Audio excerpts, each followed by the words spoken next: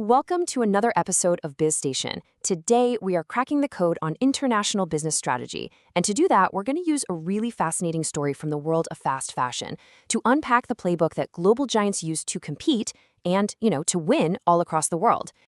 So here's our game plan. We're going to start with this incredible mystery surrounding the fashion brand Zara. Then we'll dive into the basics of strategy and how companies actually create value. We'll look at a really powerful tool for that called the value chain before we tackle the huge dilemma every single global company has to face. After that, we'll lay out the 4 main strategic blueprints they can follow. And finally, we'll take a quick peek at what might be coming next. All right, let's jump right in with our puzzle. It's all about the Spanish clothing giant Zara. What they have pulled off in the fashion world is, when you really look at it, almost unbelievable.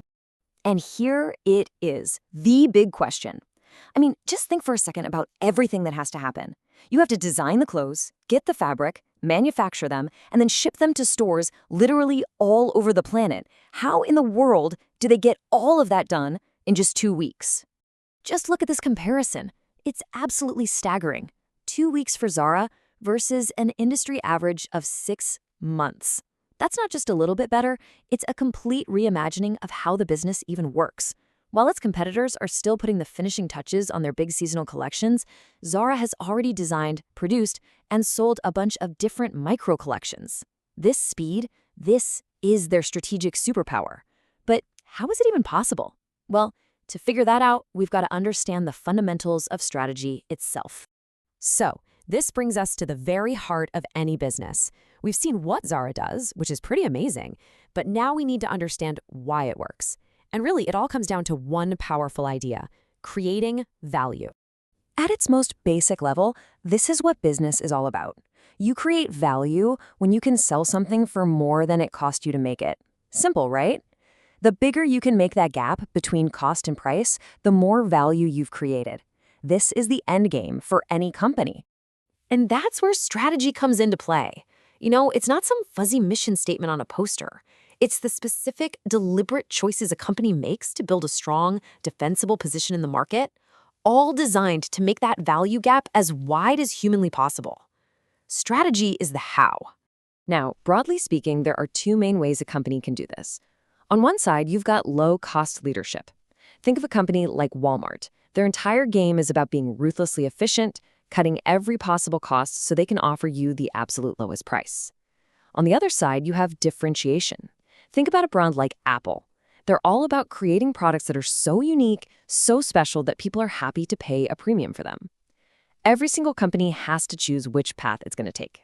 Okay, so if strategy is the game plan, how do companies actually run the plays every single day? Well, managers use a tool called the value chain. It's kind of like an X-ray of the whole business, showing exactly where it's creating or maybe losing value at every single step of the process. So what is it? It's basically a map of every single thing that happens, from the raw materials arriving at the factory door all the way to providing customer service after a sale. By breaking the company down into these little pieces, managers can zoom in on each link in the chain and figure out how to make it stronger, faster, or more unique. At the core of this map are what we call primary activities. These are the real hands-on steps. You've got inbound logistics, that's getting all your materials in. Operations, that's actually making the thing. Outbound logistics, getting the finished product out to the customer. Then, of course, marketing and sales, getting people to buy it. And finally, service, taking care of customers after the sale. But, those primary activities can't just happen in a vacuum. They're all held up by what we call support activities. We're talking about things like the company's technology and IT, its HR department, general management, all the stuff that runs in the background. Think of these as the foundation that makes the whole value chain possible. And now, let's tie this all back to Zara. This quote right here, this is the whole secret. See, most clothing companies outsource all their manufacturing to countries where labor is cheap. That's a value chain choice that's all about low-cost leadership. But Zara does the exact opposite. For their trendiest items, they own the factories. This is happening in the operations part of their value chain. Is it more expensive? Oh yeah, but it gives them total control over speed. They made a crucial strategic trade-off. They chose to be different through speed rather than just being the cheapest. Okay, so now we get how a company can create value by making smart choices in its value chain. But things get way more complicated when that company decides to go global. all of a sudden, they get caught in this fundamental tension. It's like a tug-of-war between two powerful forces pulling them in opposite directions. This slide lays it out perfectly.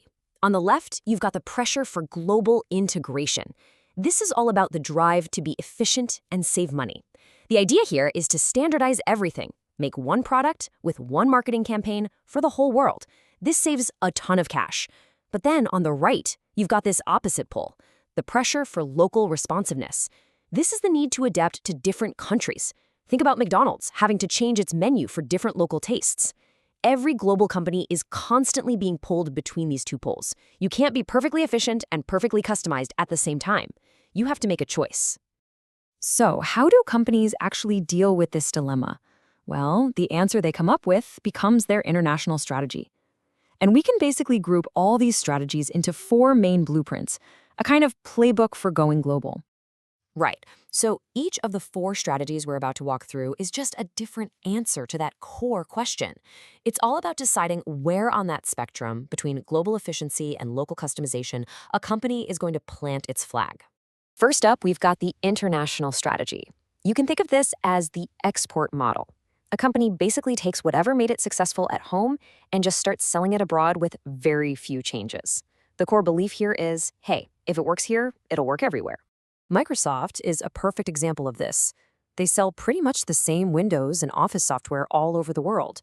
McDonald's also kind of follows this model, exporting its core business and menu, but yeah, they do allow for some small local tweaks. With this strategy, all the real value is created at headquarters and then just pushed out to the rest of the world. All right, next is the multi-domestic strategy, which is the total opposite. Here, the number one priority is being as locally responsive as you can possibly be. The company pretty much operates as a collection of separate, independent businesses, and each one customizes its products and marketing for its own local market. It's almost like you're running a different company in every country. The third option is the global strategy. This is the ultimate play for efficiency. A company using this strategy sees the entire world as just one big market. It focuses on creating a standardized product, making it in a few super efficient factories, and selling it the exact same way everywhere to drive down costs as much as possible. Think about companies that make things like computer chips. They're chasing maximum economies of scale, and local differences just don't really matter. And finally, we get to the most complex, but also maybe the most powerful, the transnational strategy. This is the attempt to get the best of both worlds, to be globally efficient and locally responsive at the same time. A company doing this might standardize its core parts, but then allow for local customization of the final product.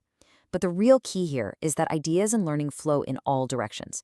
A brilliant idea from the team in Brazil could be adopted by the whole world. It's a network, not a top-down pyramid. This table pulls it all together beautifully. Let's just walk through it real quick. Look at the international strategy. That works when the pressures for both cost-cutting and local tweaking are low. Now check out multi-domestic. Here, the pressure to be local is high, so customization is key. The global strategy is the mirror image. High pressure for integration means standardization is the name of the game. And finally, the transnational strategy tackles the hardest job, when both pressures are high, forcing a company to focus on global learning. Of course, the business world never, ever stands still. As technology and globalization keep changing the rules of the game, well, strategy has to evolve right along with them. Our source material points to a couple of really interesting new models. First, you have the Metanational. This is a company that's built specifically to find these hidden gems of knowledge anywhere in the world, a research lab in Germany, a design studio in Japan, and instantly share that knowledge across the entire global company. Then you've got the CyberCorp, a company that pretty much only exists online, built for pure speed and not tied down by physical borders. But here's the key takeaway. Even as the names and the shapes of these strategies change, the fundamental principles of what makes a business successful do not. It always comes back to creating superior value, building special skills that your rivals can't just copy, and having smart leadership to actually make it all happen. So I'll just leave you with this one question. Think about the brands you use every single day. Your phone, your car, the coffee you drink. Now that you have this framework, can you see the strategic choices they're making?